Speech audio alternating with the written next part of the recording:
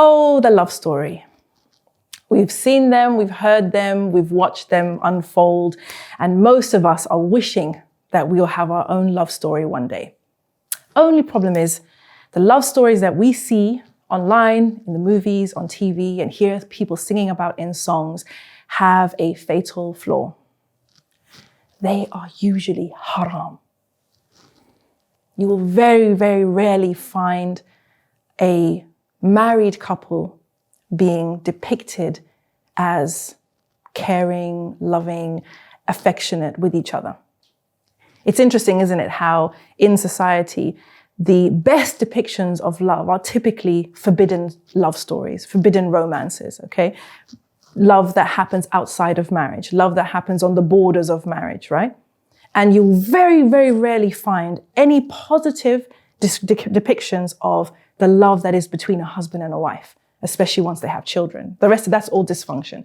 And I think that there is a design there.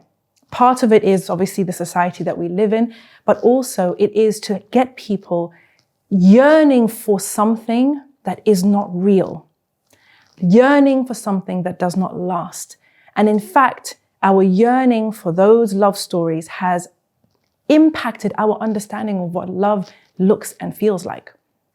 And so if you've had your head filled with Hollywood and Bollywood romances, you might have a very skewed opinion of what love really is. And so it's really important for us as Muslims to be aware of this and not be taken in by all of this love stories that are coming our way. To the point that in some of our communities, love marriage is like a bad word.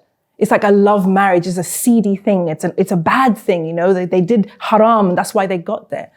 So what I would like everybody to certainly be aware of is the fact that there is an agenda, there is like a grooming that takes place when we are seeing love as something that happens between people who are not committed, between people who have not made their relationship halal, whose relationships are not blessed by Allah, and seeing that as the standard. Because if you see those passionate affairs that you see on TV as the standard, again, it's the gap between reality and expectation. You may find that you look at the love between a husband and a wife as something that is less than, something that is inferior, something that is not as beautiful, not as fun, not as worthy. And that's the big deception, because true love is a choice. It's a verb. It's something you do every day.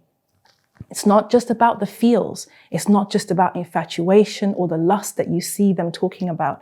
It's far deeper than that.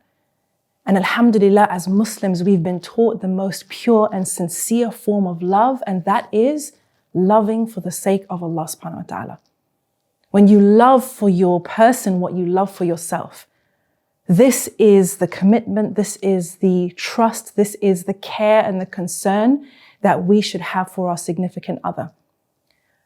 The other stuff looks good, but what always happens at the end of those stories? Typically, there's a broken heart. Typically, there's people whose feelings are hurt, whose dreams are destroyed. So let's be a bit smarter than buying into the myth of love in those relationships. And let's take some time to center ourselves, to ground ourselves, and to remind ourselves of what true love really looks like. And let's work towards having that in our lives and leave those fantasies of haram love stories, leave them to the side.